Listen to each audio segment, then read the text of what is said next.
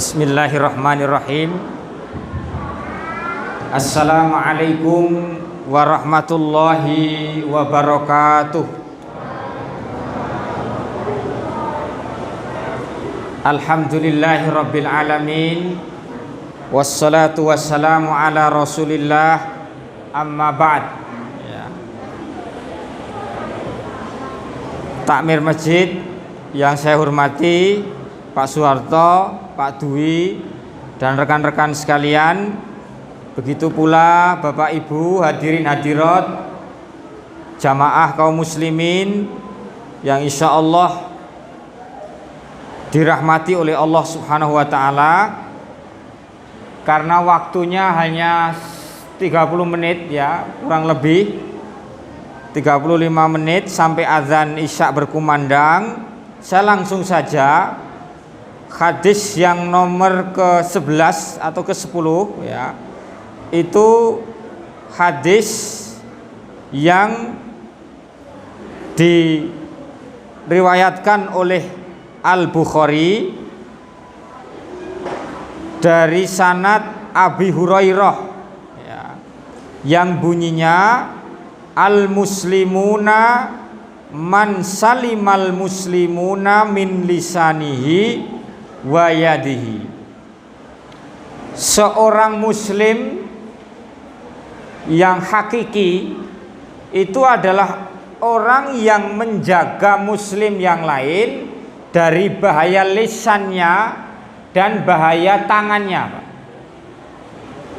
Ini hadis ini membawa nilai yang sangat penting bagi kita, bahwa dimanapun kita tinggal, Mas Oki dan lain sebagainya, dimanapun kita tinggal, entah di sawahan, di Dono Udan, di Pandean, Kismoyoso, Giriroto, di mana lagi, Kaliyoso, sampai dimanapun kita berada, please, bapak-bapak, eksistensi kita, keberadaan kita, kehadiran kita itu harus membawa keselamatan bagi orang lain. Kalau sampai menimbulkan bahaya yang bersumber dari lidah kita atau lisan kita, bersumber dari tangan kita, itu hum laisa bimuslim, mereka bukan muslim sejati. Jadi muslim sejati itu adalah muslim yang kehadirannya itu membawa keselamatan, keamanan bagi lingkungan sekitarnya, Pak. Wi muslim. Jadi muslim kok senengane ganggu tetanggane, bukan sifat orang-orang yang beriman pada Allah. Muslim itu artinya masuk Islam, orang beragama Islam. Ini cirinya orang beragama Islam itu adalah bahwa seseorang itu membawa keamanan, keselamatan bagi lingkungan sekitarnya. Nah, bapak-bapak, ibu-ibu sekalian, ini saya baca secara singkat saja, bahwa Ibnu Hajar Al-Asqalani dalam kitabnya Fathul Bari menunjukkan kata muslim di sini, al-alif wal lam, dalam kata muslim, al-muslimu, kenapa tidak disebut muslimun saja tapi disebut al-muslimu, menunjukkan al-kamil firrujulah. Al-kamil itu kesempurnaan, ar-rujulah itu sifat kelaki-lakian. Berarti hadis Nabi ini ingin menunjukkan muslim sing tenanan kuwi lho ya. Muslim sing tenanan kuwi muslim sing iso njaga mulutipun, menjaga mulutnya dan menjaga tangannya untuk tidak membahayakan orang lain. Bahaya masyarakat itu muncul dari ini, Pak. Ya. Salamatul insani fi hifdzil lisan. Selamate menungso itu bergantung pada lisannya, Pak. Ya, wong sing sugih omong termasuk saya. Ya. Kula kan niki sugih omong, Pak. Itu justru saya ketika banyak ngomong ini, saya terancam keselamatan saya. Coba jenengan pirsa Gubernur DKI Jakarta yang kemarin itu Pak, yang kesandung lidah itu loh ya. Si Ahok itu terlepas dari sengaja atau tidak sengaja dia mengutarakan Al-Maidah itu, dia mengaku tidak sengaja Pak ya. Dia nggak sengaja atau tanda kutip dia tidak bermaksud menghinakan Al-Quran, tapi karena kepleset dan masuk pasal penodaan agama itu, saya juga bisa nanti jangan-jangan jenengan rekam di YouTube, saya kepleset delalah saya melanggar undang-undang IT atau undang-undang penghinaan pada pasal apa katakanlah, saya masuk penjara bisa jadi Pak, karena saya ini berucap sesuatu ini membahayakan Pak. Lah Bapak Ibu, kula nyuwun dumateng Bapak Ibu sedanten, kalau di masyarakat please jaga lidahnya. Lidah jenengan itu meskipun tidak bertulang Pak, tapi kalau ngomongan tidak bisa dipertimbangkan, menyakitkan hati loh ya. Saestu ya. Mungkin yang di sini sing gagah-gagah kados Mas Oki itu kita fisiknya gagah, tapi bisa jadi kalau istrinya ngomong keliru itu menyakitkan. Orang yang badannya gagah bisa nangis Pak, memble. Karena apa? Lidah ini setajam apa? Silet ya, ya bener. Intinya gitu Pak. Bener. Orang gosip itu Pak, saestu lagi. Coba kalau kita digrenengi Pak, ngerti apa istilahnya krungu, awake dhewe digrenengi. Hati ini jero dodori Pak, kayak dibeset-beset Pak. Ya. Itu bahaya lidah. Imam Ghazali punya buku bahaya lidah, khawatirul lisani, bahaya lidah. Lidah ini memang membahayakan seperti pedang ya. Dia itu kalau udah ngomentari orang itu semua itu kena ya. Coba tanya ibu-ibu ini, Bu, nggih Bu nggih, pernah nonton film Butejo? Ya. Itu gambaran, itu film edukasi Bu ya, bukannya kok meledek enggak, tapi itu kenyataan. Ternyata dalam tubuh masyarakat itu ada orang yang senengane nyinyir ya, atau nyinyir apa Mas? Nyinyir itu apa Pak? Hah? Nama Bu? Sewot ya, sewot atau nyinyir itu ember cerewet, senengane ngomentari sing dudu ilmune Pak. Wah dikomentari kayak gelangnya gede-gede, saka ngendi kayak gelangnya gede gitu. Jojo dheke duwe pesugihan. Lah jenenge kan Sugi. Sugih gitu mungkin gitu ya. Dia punya pesugihan apa gimana? Atau itu kok ya. Orang kok mesranya kayak gitu, apa ndak bahaya? Jadi istilahnya Butejo itu cerminan dari masyarakat kita yang notabene-nya suka nyinyir Pak. Nyinyir itu mengomentari sesuatu yang tidak dia kerjakan dan laisa lahu ilm. Mereka tidak punya ilmu pengetahuan tentang yang mereka nyinyirin itu. Wong kok urip kaya ngono. Gini loh Pak, orang itu hidup itu jangan diukur dengan kondisi kita. Walah, bandang jadwal nyeneki pengajian kok yogor metune nyuwun ngapunten nggih Pak. Kan ada di masjid-masjid itu. Saya dengar saja. Keluarnya itu mohon maaf katakanlah air putih atau air teh itu, terus nanti gor kacang godok, tahu kempong, sama satu lagi katakanlah kacang itu. Wong kok metune kaya ngono, pengajian gedene sakmono metune kaya ngono. Kan orang kan mengukur itu, pemberian itu diukur al-hadiyatu atau al-mu'ti, al-ata'u biqadril mu'ti Pak. Al-hadiyatu biqadri al-muhdi. Hadiah itu, pemberian itu sesuai batas kemampuan yang memberi. Loh. Lah kowe ngukur dengan ukuran ekonomimu, ngukur dengan ukuran kemampuanmu, ngukur dengan seleramu. Lah aku dikei snack kacang godok, wah kue ompong kok, kan ngoten umpamane. Ya ora tedas gitu. Ya. Jadi bapak-bapak, ibu-ibu, tolong belajar untuk menghargai orang, menghormati orang, menjaga perasaan orang dari bahaya lisan kita. Terus yang kedua, wayadihi, Pak. Yadun itu tangan. Tapi artinya dari pola kita. Kan ini kan mohon maaf. Saya pesen pada bapak-bapak, nggih Pak nggih. Jenengan gadah putra nak kendaraane knalpote blombong atau knalpot wer-wer, ini harus saya sampaikan. Jenengan benci sama saya, I no problem. Ya, saya enggak masalah. Saya sampaikan saja. Tolong knalpotnya yang blombong atau wer-wer itu mengganti knalpot yang standar.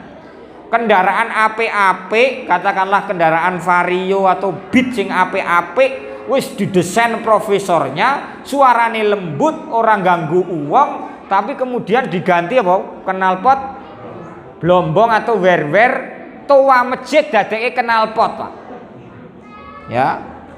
Bayangkan kalau kita punya anak kecil, waktu kampanye 2019 itu, saya punya teman di Welar namanya Pak Bayu, anaknya tersebut alit, Pak.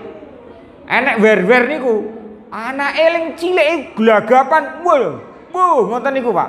Wong tuane iki pengen nesu ning ora iso nesu. Lah wong wer-wer wong swidak punjul sing nesu wong siji yo kalah. Kajaba anak kecil setunggal lah mungkin diingatkan gawake pentungan takut ya. Lah ini orang banyak ya dalam sebuah konsensus dia wer-wer. Itu budaya mana, Pak? Politik kita jangan dihiasi dengan seperti itu. Mengedukasi, Pak. Politik itu kan jualan visi, jualan misi, jualan program, bukan jualan knalpot wer-wer. Ya. Siapapun, ya saya nggak nyebut 1-2 oknum, Pak. Enggak. Tapi ini kita mengedukasi, lawang itu melanggar aturan KPU, melanggar aturan lalu lintas, gitu Pak. Kan mengganggu itu, ya. Itu mengganggu. Itu pola kita, Pak. Lah ini kalau sebentar lagi mau pemilu, saya ya pesennya itu, okay? Ini enggak apa-apa, insya Allah enggak melanggar undang-undang. Karena memang kita itu ramah lingkungan. Knalpot wer-wer itu tidak ramah lingkungan. Lah ini monggo. Polanya dijaga, Pak, ya. Min yadihi wa yadihi itu dijaga. Jangan sampai nanti lari-lari jenengan kados remaja masjid sing kendaraane jek wer-wer atau menggunakan knalpot yang menimbulkan kebisingan. Bayangkan kalau orang tua kita jantung, Pak, punya penyakit jantungan atau punya penyakit kagetan, Pak. Ibu saya itu ya lumayan kagetan. Ono sepeda motor jam 2 malam diantar di depan rumah itu gelagapan ya, langsung tangi kaget. Ya mesake lho, Pak nggih. Apalagi ibu-ibu kita, saudara kita yang sudah sepuh-sepuh ini, nggih. Dengan knalpot yang seperti apa tidak? Laling nggawa knalpot kupingnya malah di sumpeli, itu jan. Saya nggak ngerti itu, ya. Semoga saja Allah memberi hidayah kepada teman-teman kita sehingga bertobat dari perilaku yang mengganggu tetangganya atau lingkungannya. Bapak-bapak, hadirin sekalian, nah di sini saya ingin mengambil intisarinya, ya, intisari dari hadis ini. Yang pertama, bapak-bapak, pentingnya ahamiyatul muhafadzati, pentingnya menjaga alal jawarihi, menjaga anggota tubuh kita, allati istamanahallahu alaina, yang Allah percayakan kepada kita. Allah sudah mempercayakan kepada kita 2 pasang mata, 2 pasang tangan, 2 pasang kaki. Allah sudah percayakan ini kepada kita, Pak. Kita mau mengelola bagaimana terserah kita. Tangan ini mau untuk apa?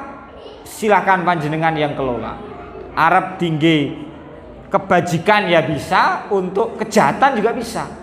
Ya, kaki ini untuk kebaikan bisa, untuk kejahatan juga bisa. Jadi pentingnya menjaga anggota badan kita yang sudah Allah percayakan kepada kita. Kemudian yang kedua, Pak, poin dari hadis al-muslimuna man salimal muslimun min yadihi min lisanihi wa yadihi, dari bahaya lisannya dan bahaya tangannya. Yang kedua adalah hurmatu damil muslim wa irzihi illa bihaq. Pentingnya menjaga kesucian darah seorang muslim kecuali atas jalan yang hak. Ya, artinya begini, Pak. Kita tidak boleh menyakiti orang muslim baik zahir maupun batin tanpa alasan yang dibenarkan. Haram hukumnya menyakiti perasaan batin atau zahir fisiknya orang muslim. Dulu tahun 2013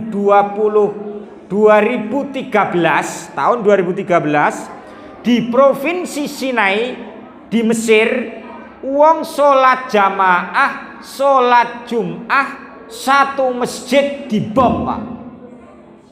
Mati kabeh.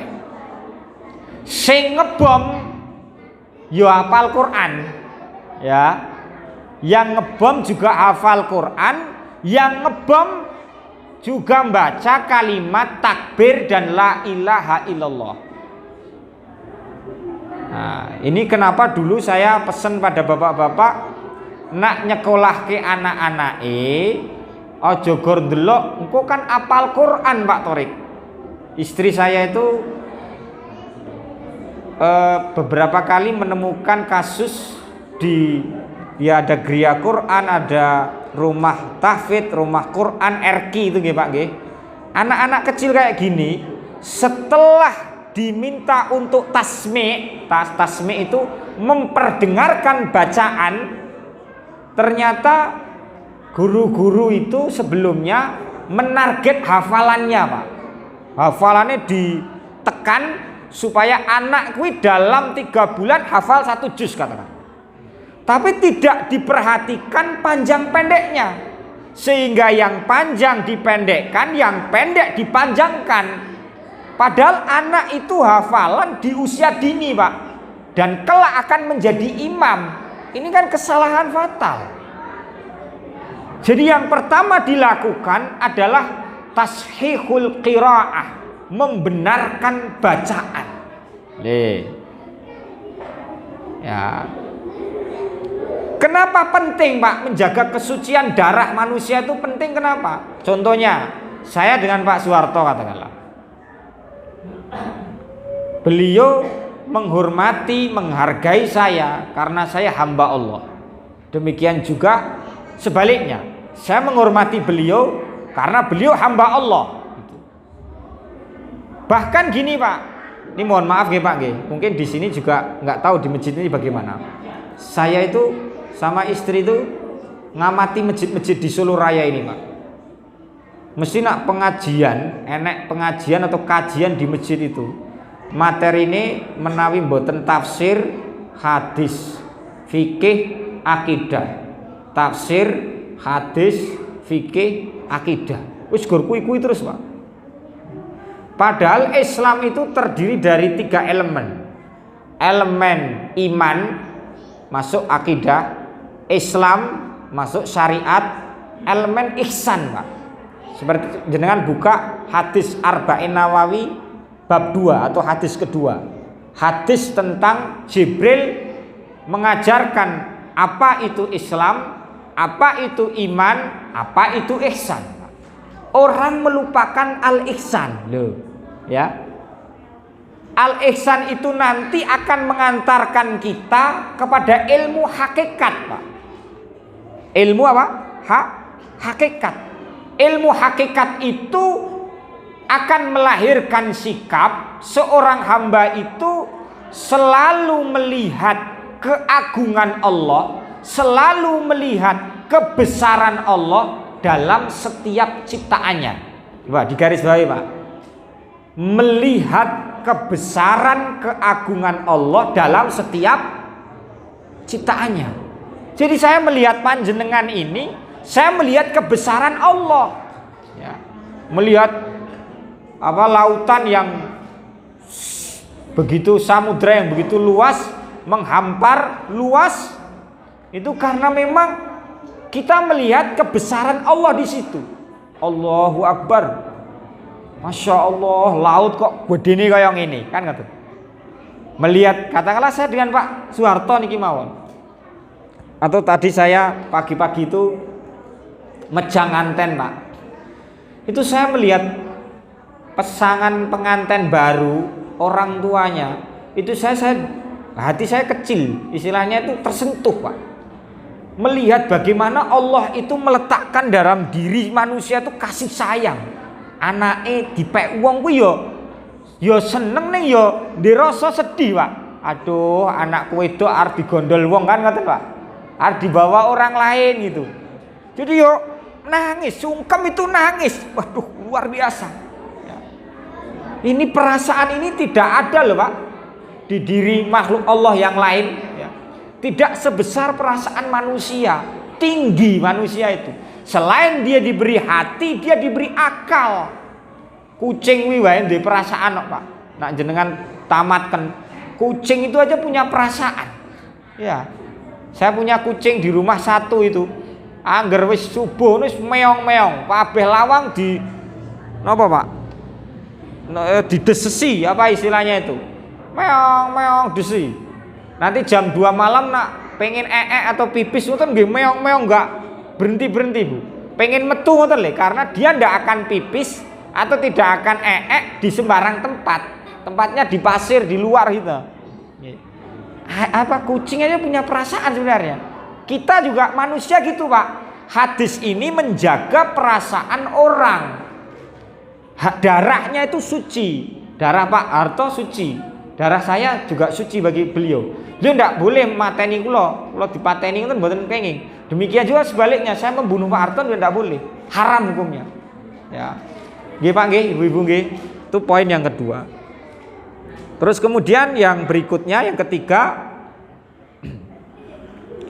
nuksanu islamil mar'i biqadri ma yanalu min irdin wa dami akhihil muslim bi ghairi haq. Keislaman seseorang itu menurun Pak. Loh, niki. Derajat keislaman seseorang itu menurun sebagaimana dia menjaga kehormatan dan kesucian darah saudaranya Pak. Saya ulangi lagi.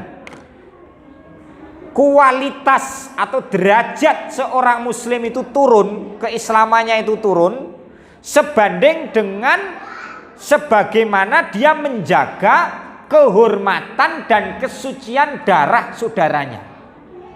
Semakin saya menghormati Pak Soeharto, semakin tinggi keislaman saya.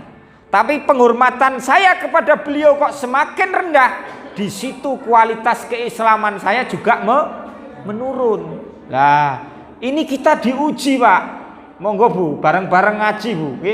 Saiki wong kan melihat orang kan dari statusnya. Wong kae ndek gawean, iki ora ndek gawean. Kae pegawai, iki ora pegawai. Kae wong duwe, iki wong melarat. Wong melarat terus ora dia ajeni Pak. Ya toh? Jangan kita didikte oleh kejahiliahan ini Pak. Ini ignorant, ini stupid, ini juhalah. Ini kebodohan Pak. Kalau mengukur kehormatan seseorang itu berdasarkan propertinya, berdasarkan pada kekayaannya, ini bodoh Pak. Nyuwun ngapunten, jangan ditiru nggih. Menghormati orang karena memang takrimullah. Allah juga menghormati dia, wong dhek hambane Allah kok. Nyatane buktine dhek urip, ya toh. Diberi Allah kenikmatan, Gusti Allah aja memuliakan manusia. Apa meneh awake dhewe kok iso sinis sama padha-padha ahlul kiblat kok sinis. Siji sering tahlilan, siji ora sering tahlilan. Podo-podo salate ning napa Pak? Padu gara-gara satu doyan tahlilan, yang satu enggak tahlilan, yang satu usolli, yang satu tidak menggunakan usolli secara lafal gitu. Yang satu kunut, yang satu enggak kunut, rame Pak. Ada kasat. Nah ini sulit Pak. Tadi malam itu saya juga mejang anten Pak. Sama, pagi mejang anten, malam saya mejang anten di Klaten. Pulang jam 12:30 dini hari Pak. Dari Klaten sana. Indi ya, intinya dari Klaten sana sampai rumah itu 12:30 malam. Yang saya perhatikan gini Pak, ada satu jamaah nyuwun ngapunten perempuan wis dandan meblok-meblok ya ta Bu. Wong arep apa ngantenan kan wis dandan wayu kae ta. Pakai bedak, nak dandan ya ora gor 2 menit 3 menit Pak. Jenengan ngertos dhewe nek bojone jenengan dandan pirang menit kan ngoten. Elek-eleke kan 10 menit ya Bu ya. Iya Bu, apa punjul? Setengah jam lah. Lah ndelalah ki dijak salaman wong. Aduh. Aku rung salat Isya is dijak salaman wong kan ngoten Pak. Menurut Imam Syafi'i Pak, musafahatul mar'i ma'ar rajul, berjabat tangannya seorang perempuan dengan laki-laki yang bukan mahramnya itu merusak wudu Pak. Baik dengan syahwat atau tanpa disertai syahwat merusak wudu. Yang qidul wudu, merusak wudu, membatalkan wudu. Wudu ini batal. Berarti dia harus apa? Berwudu kembali. Lah nek dheke wudu meneh, nyuwun ngapunten. Bedake mau luntur. Ya. Engko dandan meneh suwe, Pak. Karena nonton. Tapi Abu Hanifah, mazhabnya Abu Hanifah berpendapat jabat tangannya perempuan dengan laki-laki yang bukan mahramnya tidak membatalkan wudu baik disertai syahwat atau tidak. Imam Syafi'i, Abu Hanifah. Abu Hanifah itu tahun 90 Hijriah Pak. Luwih tua Abu Hanifah. Imam Syafi'i iki murite asline. Beda lho Pak. Guru mbek murid beda. Abu Hanifah mengatakan tidak membatalkan wudu baik ada syahwat atau dengan syahwat. Yang satu itu membatalkan wudu baik disertai syahwat atau tidak. Laling tengah-tengah Pak, pendapatnya Malikiyah dan Hambali Pak. Malikiyah dan Hanabilah tengah-tengah pendapatnya, menggabungkan antara pendapatnya Imam Syafi'i dan pendapatnya siapa tadi? Abu Hanifah. Pendapatnya bagaimana? Jabat tangannya seorang perempuan dengan laki-laki yang bukan mahramnya, atau sebaliknya Pak, laki-laki dengan perempuan yang bukan mahramnya itu tidak membatalkan wudu manakala tidak disertai dengan syahwat. Tapi kalau disertai munculnya syahwat itu apa toh? Keinginan Pak, ketertarikan. Ya. Kalau disertai syahwat batal ke wudu. Kalau tidak disertai syahwat tidak membatalkan wudu. Lah, ibuke kuwi mau ngajine sebatas mazhab Syafi'i, ngrekasake wong, Pak. Lah kula nyuwun ngapunten. Ya, saya ndak, Pak. Saya jujur saja, ya saya salaman sama ibu-ibu itu, ya. Saya salaman sama ibu-ibu itu salaman. Sedulur-sedulur kula salami. Mereka juga salaman sama saya juga salaman sama mereka. Dan saya tidak mengulang wudhu saya. Dan saya tidak jadi imam. Nah ini, saya tidak jadi imam, saya hanya makmum. Saya ketika orang menjulurkan tangan, saya julurkan. Saya mengikuti pendapatnya Imam Malik dan Imam Ahmad bin Hambal. Tanpa disertai syahwat tidak membatalkan wudhu. Sing tengah-tengah juga. Nah Abu Hanifah kan mutlak Pak, tidak membatalkan wudhu baik bersyahwat atau tidak. Sing batalkan wudu ki ngentut, pipis. Ya, Pak. Itu jelas itu. Gitu ya, Pak. Ya, itu membatalkan wudu. Tapi bersentuhan kulit itu tidak membatalkan wudu. Itu orang kalau ngajinya komplit, Pak. Ya. Ayo sedulur sing sregep ngaji. Ngaji iku sangune mati. Mati iku banget larane.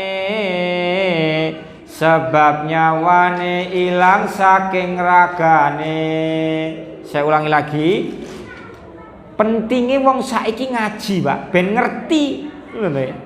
Biar paham tentang kehormatan, kesucian darah saudaranya. Kalau ndak kan mudah aja orang sumpah serapah. Wong kayaknya apa itu sumpah gitu loh, Pak. Sumpah serapah omongan iki elek ngoten lho ambek tanggane.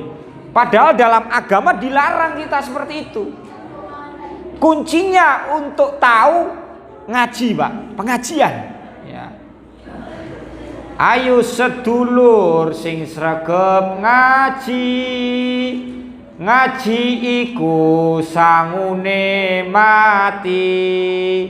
Mati iku banget larane. Sebab nyawane ilang saking ragane. Memang benar, Pak. Bekal kita, sangu kita bukan dolar atau euro ndak ya. Bukan rupiah, bukan. Tapi memang amal soleh termasuk ngaji itu menjadi sangu, bekal kita untuk kematian kita. Dan mati itu loro banget, Pak. Memang sakit sekali ya. Karena jasad ini akan lepas dari ruhnya, sakit sekali ya. Itu poin yang tadi nomor berapa? Nomor ketiga. Niki yang terakhir, poin yang keempat, inti dari hadis ini, al muslimu man salimal muslimuna min lisanihi wa yadihi. Faedahnya atau poin keempat yang bisa kita ambil pelajaran adalah hifdzu huquqil ghairi minal muslimin wal kufar ya. Yaitu memelihara hak-hak orang lain, muslim dan orang-orang kafir, Pak. Wong kafir, wong non muslim punya hak hidup. Ya. Lakum dinukum waliyadin. La ikraha fid din. Agama Islam tidak pernah memaksa orang, Pak. Ya. Kita itu fungsinya kados Pak Harto niki, nggih. Itu tugasnya menyampaikan undangan ya. Takmir tugasnya menyampaikan undangan, menyebar flyer, poster, pamflet, undangan, sebar. Tapi tidak boleh mengintimidasi jamaah, mengancam jamaah untuk datang menghadiri taklim, tidak boleh ya. Tugas kita nyebar undangan, menyebar dakwah. Allah di situ yang bermain, Pak. Menggerakkan hati seseorang. Oh, itu undangan. Wah, dino iki yo ketoke longgar, tak melu mangkat. Ada orang yang gengsi, Pak. Wah, undangannya lewat poster. Ora diketik kok. Ndelala Pak Oki, Mas Oki nge-WA, "Bro, ora ketok suwe nang endi kowe? Ayo nang masjid aku." "Oh, yo, heeh, kok ampirono yo?" Yo, diampiri, Pak. Sepeda motor jenengan yang kosong, bawa orang di situ, Pak. Sekarang tugasnya gitu, nggih. Sedelin jenengan sing kosong itu, bawa orang di situ, Pak. Atau tangan jenengan yang kosong, cangkingen wong siji, Pak, mlebu masjid niki, Pak. Tugas jenengan itu di situ sekarang. Mengajak orang, tidak menghakimi orang. Lah, kita bukan hakim yang menghakimi, memvonis orang kafir, muslim, fasik, tidak, atau jelek, baik, buruk. Enggak, jangan. Tugas kita itu dai. Dai itu menyeru, mengajak tanpa intimidasi, tanpa pemaksaan. Lah, hadis ini poin nomor 4 adalah menjaga hak-hak orang-orang non muslim, Pak. Peh orang muslim saja orang ditukoni dagangane. Jangan gitu ya, Pak. Mereka ya butuh maem. Nggih. Nak ling dagang sayur, terus napa melesing biasa-biasa saja Pak. Beli enggak apa-apa. Pak Torik kalau daging ayam Pak Torik, tunggu dulu. Kalau dia ngambil dari wong muslim Pak, dibeleh wong muslim jenengan ngertos enggak apa-apa. Tapi kalau jenengan ngertos dibeleh oleh orang lain, ya tanda kutip sebenarnya kalau penyembelian orang ahlul kitab itu perbedaan pendapatnya ada nggih Pak nggih. Tapi demi keamanannya jenengan cari yang dibeleh wong muslim. Untuk keamanan, ya, memastikan daging itu memang betul-betul disembelih atas nama Allah. Nah kalau cuma dagang nyuwun ngapunten, dagang-dagang apa Pak istilahnya, dodol mantol wis, kan wayahe udan. Siji dodolane non muslim, kita lewat butuh ora gelem tuku gara-gara kuwi non muslim, iki ya repot Pak. Padahal kita juga membantu dia. Kita membantu orang tersebut. Bapak-bapak, ibu-ibu, itu tadi 4 poin penting dari hadis nomor ke-10 ini. Semoga bapak-bapak semuanya dapat mengambil ibroh atau pelajaran. Pelajaran pertama tadi pentingnya menjaga anggota tubuh kita yang telah Allah percayakan kepada kita, itu dijaga Pak. Lisannya ini dijaga. Nih. Jangan ngomong sembarangan, nggih. Kalau ngomong dipikirin, takut menyakiti hati orang lain. Kemudian menghormati kesucian darah orang muslim Pak. Yang ketiga, turunnya keislaman kita itu sebanding dengan sikap kita menghormati kesucian dan darah saudara kita. Nanti kita bisa turun kalau sering tidak menghormati saudara kita. Yang keempat, memelihara hak-hak orang lain. Ada yang ditanyakan? Nggih. Adik-adik dari remaja masjid, Ustaz Oki? Ada yang ditanyakan Bapak-bapak? Tentang muamalah ini hadis tentang muamalah. Pak Torik, kalau saya sulit ngontrol lisan saya gimana? Omongan saya ini mesti menyakitkan orang. Aku nak ngomong tes-tes Pak Torik. Apa eneke? Elek ya tak omongi elek. Pripun Pak Torik? Caranya gimana Bu? Alaihi falyaskut. Maka dia lebih baik diam Pak. Sampaikan kepada ahlinya, biar ahlinya yang menyampaikan dengan bahasa yang tidak menyakiti. Katakanlah minta tolong Pak Takmir, sampaikan ke orang itu nggih Pak Takmir. Takut nanti kalau saya nyampaikan jenengan kan ngerti dhewe, aku nak ngomong kan blak-blakan. Ora tedeng aling-aling ngoten nih Pak nggih. Wah kabeh disantlap. Wis minta tolong kepada Pak Takmir. Biar yang menyampaikan beliau. Ya. Kalau nggak bisa ya diam, udah diam aja Pak. Daripada jenengan ngendikan tapi malah menyakiti orang lain. Diam itu emas. Ketika memang yang keluar dari mulut kita itu menyakitkan, yang keluar dari mulut kita itu adalah penghinaan kepada orang lain. Pak Torik, dihukum enggak Pak? Kejahatan yang muncul dari lisan itu dihukum betul? Kena had betul Pak? Potong lidah betul kira-kira? Kalau tangan mencuri katakanlah, kan ada hadnya. Kalau lidah ada hadnya betul? Ada hadnya betul Pak? Potong lidah betul kira-kira? Saya umpamanya memfitnah jenengan, saya dianu betul, lidah saya dipotong enggak?